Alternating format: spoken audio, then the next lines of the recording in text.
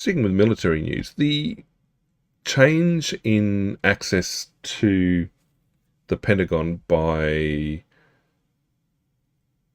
reporters has obviously gotten a lot of, news organisations upset. But when you look at the rules, it doesn't seem that extreme. But if you believe the media, it's the end of free speech, and it's a chilling effect, and it's authoritarianism gone rampant. And it's like, well, hang on a sec. So pretty much almost all reporters have packed up and walked out of the building and because their passes were cancelled, because they refused to sign on to the new rules. Media outlets have called it censorious and disturbing. Okay, what is censorious and disturbing?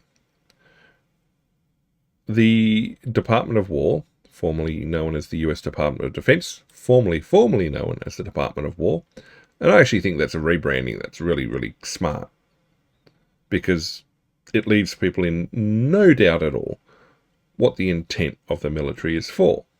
You can't just pretend it's about rescuing puppies and kittens. No. You're there to engage in lethal violence on behalf of a nation. All right, so what do they want them to do? They want a sign-on to say that you cannot solicit information that has not been explicitly authorised for release by the government. Okay, cool. Setting aside this is the US Department of War and it's a fight between news media that thinks it's above and beyond reproach and has the ability to see and do anything.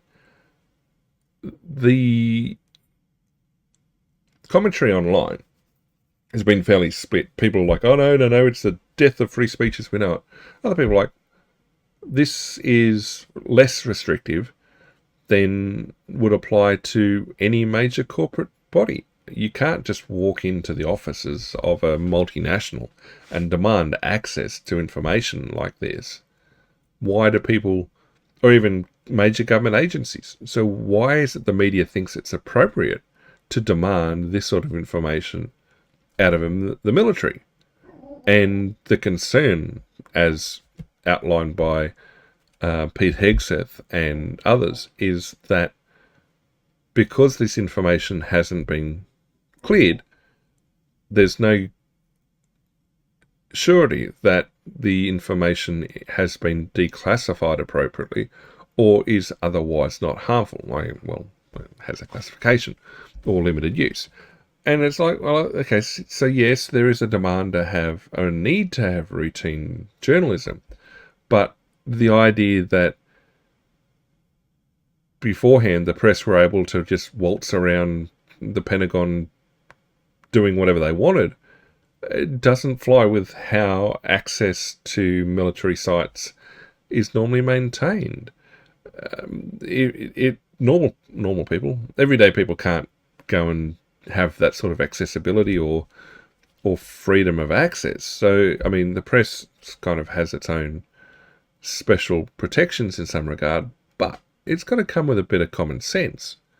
The idea that you need to be identified, fair enough.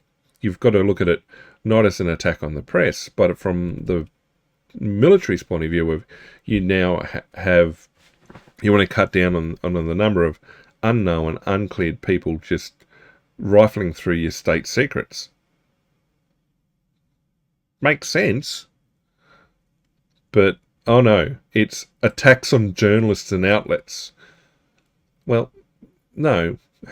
What's happening is a number of outlets are being forced to pay compensation to Trump because they were caught out lying or engaging in other practices that necessitated legal action. So it's not an assault on the fundamental tenets of democracy. No, and it's not. And I mean, they're attacking Pete Hegseth over it. He had sensitive material details in a group chat.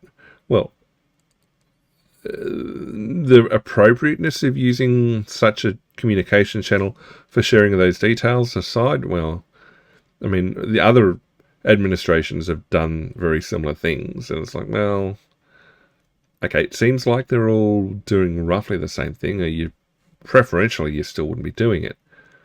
But he didn't know that somebody had included a journalist on the list. But, well, he's still the one who said it. And so they're blaming Trump, and it's hostility towards the free press. No, it's just the press having a whinge about it. And so the Herald applauds those outlets which took a stand for journalism by refusing to sign up to the appalling new conditions. What? Identify yourselves? Don't go soliciting information that isn't allowed to be released? Now, if the military adhered to its rules through and through, then there wouldn't be any information leaking out.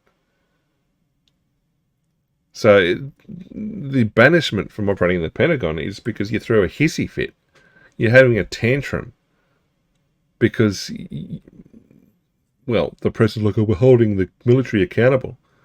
Well, now the military is saying you need to be accountable for your own actions as well. And it's like, it's going to have an impact on reporting. Yeah, because you're having a tantrum and refusing to go and do your job properly. It's not a shift towards North Korea style information control. It's, well, no comments. Yeah. See, the media's too scared to have feedback on this. Anyway, you see, even in Australia, and I mean, they make this comment here, the press doesn't get to walk around military headquarters freely like this. They've got to be identified. They can't go and chase information. We have whistleblower laws. Now, there's supposed to be protections, but at the same time, doesn't absolve people from prosecution if laws are broken in the process of doing so. And it's no, complaining. It's the media patting itself on the back for throwing a tantrum. Really. But this idea of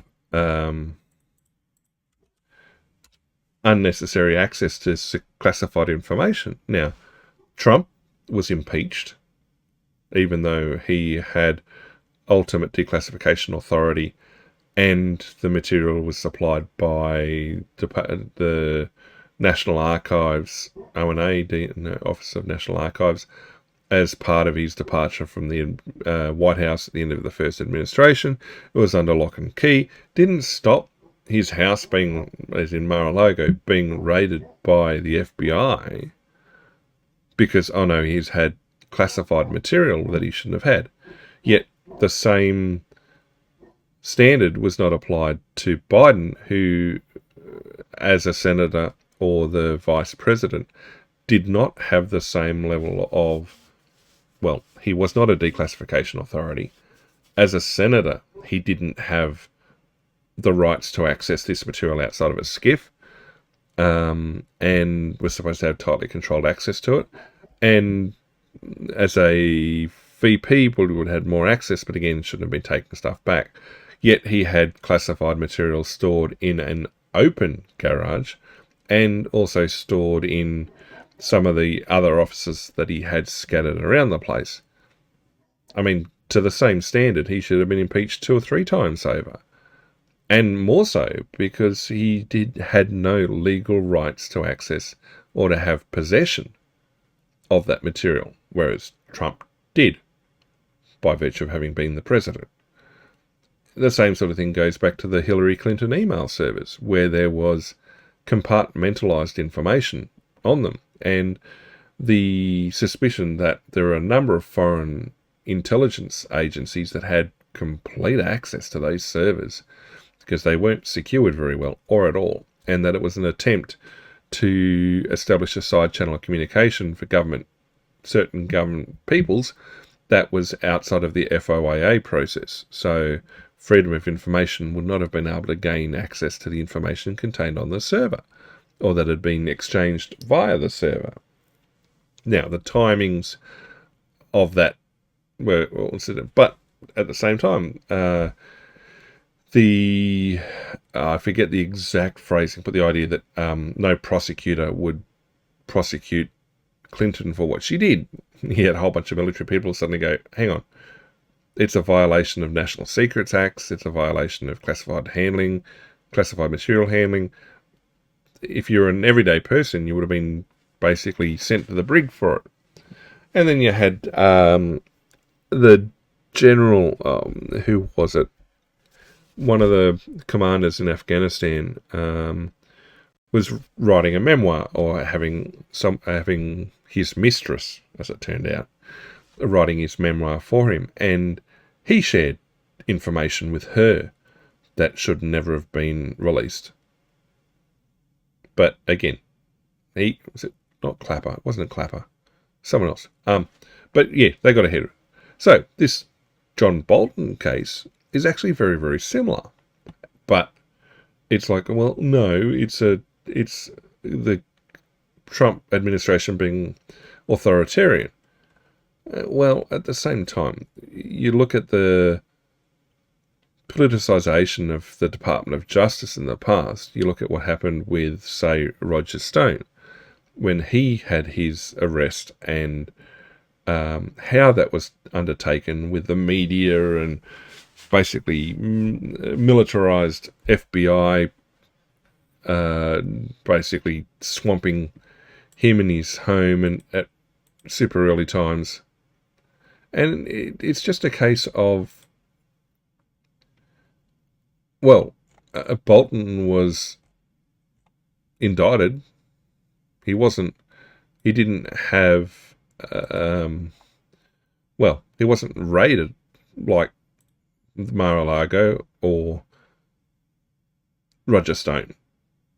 But if you listen to what the media talks about it, it's the same level of concern, just like with James Comey. But the idea that, or the argument that the US Justice Department is completely beholden to what Trump wants to do, no, that's a false claim. I mean, it's undone the moment you look at how a lot of the actions of the Trump administration are dragged in front of the courts, mainly by Democrats, but dragged in front of the courts, get blocked, at least at one level. They wait, appeal, and once it gets overturned on appeal, because it was clearly political and there was no right of the lower court to block it, then they go ahead with what they're doing. It's the sort of thing that frustrates a lot of Trump supporters, that, well, if he was, they say that if Trump was even a fraction of the dictator or authoritarian that the left believes he is, he'd be far more effective. They wouldn't be having to deal with the problems of the courts and everything else, because they just press ahead with it anyway. Or he'd have, if he had complete control of the DOJ that people are talking about, it wouldn't be taking until now for firings to take place of certain rusted on people, or the protests of no kings and all the other things could have been shut down so much easier. There wouldn't be these protests. But the idea that, oh, no, it's he's pressuring the Justice Department to prosecute somebody who issued a death threat, somebody who manipulated the law to launch prosecution in order to get Trump listed as a felon when they've engaged in far worse behaviour, engaged in actual lawfare. But no, not enough.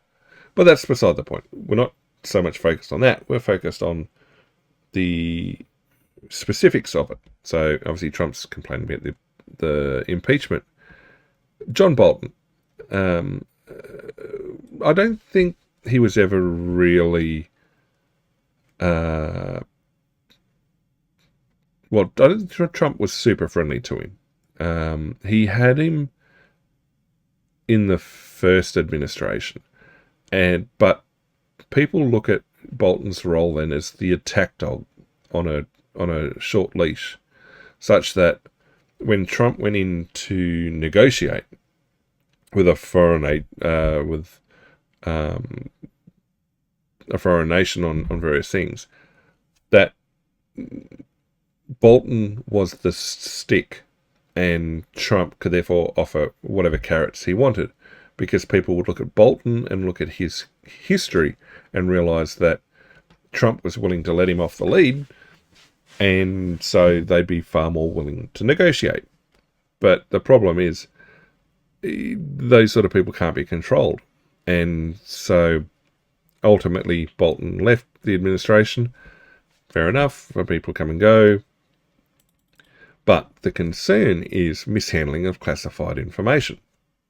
Okay, so this is now treading into territory that makes a lot more sense as to why they're going after it. It's like, well, if these charges are correct, it's not politicization. He should be held to account for mishandling classified material, no matter who you are. So, does the fact that he's a Trump critic change that? No. Is it the fact that he's called him uninformed and unfit for office matter? Well, it shouldn't, because the facts or the material case brought against him is for mishandling classified material. Okay, yeah, political reasons to go after him, yep, fair enough. And it's here, blah, blah, blah. Prosecutors allege that Bolton improperly retained and transmitted classified information to family members using insecure means, including AOL. Some of the documents were labelled TS and presumably were compartmentalised as well. And that at one point, that information was then accessed by external parties. So it, could have been on the same level as Hillary Clinton's stuff, but I don't know. Is the timing? No, the timing's not political. It takes time. I mean, charging high-ranking officials for mishandling classified documents is rare. Well, they try to impeach Trump. They try to prevent him from running again. So, yeah. But at the end of the day, if your level within the organisation should not protect you from prosecution for an illegal act. And, I mean, there are some roles where there are certain protections for duties carried out whilst you're in that role, such as the attempts to I think it was talked about with some of the stuff Biden did and some of the stuff Trump did about official duties of actions carried out that qualified as official duties. Now, official duties gets protections. Everything else, no, you're not protected. So, okay, there's similarities. I don't think it's exactly necessarily similarities. Yep, this is talking about Biden. Yeah, he improperly stored details, but there was no charges. Whereas Trump was charged and eventually had the case dismissed. But his progressed into the courts, whereas everyone else's hasn't. So it's... Now, to win a conviction, the government must prove that Bolton knew the information... don't want to scroll too far. Was transmitting was classified, and he had to knowingly transfer it to someone not entitled to receive it. If you hold a national security position in an administration, I'd say you have an understanding of classified handling or classified material and what it means. Now, it's possible that some stuff might be classified after the effect, and at the time that was handled, it did not have a classification, but it should then be evident. There should be a record as to when the retroactive classification took place. So it will be, yeah. It says, well, the indictment seems to have followed the regular processes, including the rules and norms within the Department of Justice.